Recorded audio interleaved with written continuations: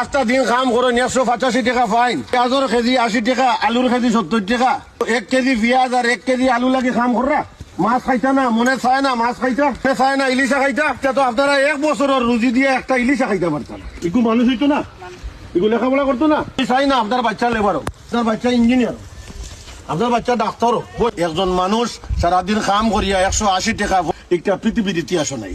যে বাচ্চা বড় হইত না, কষ্ট কররা, আপনার বাচ্চারা কষ্ট করতো না।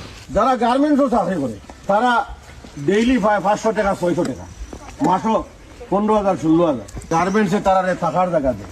একজন মানুষের যদি রিক্সা চালায় হে ডেইলি 800-900 পায়। তোমার তানোর অনেক মা বই আছেন আমার সুজানগর ইউনিয়নে গিয়া আগর কাজ করে 500 টাকা।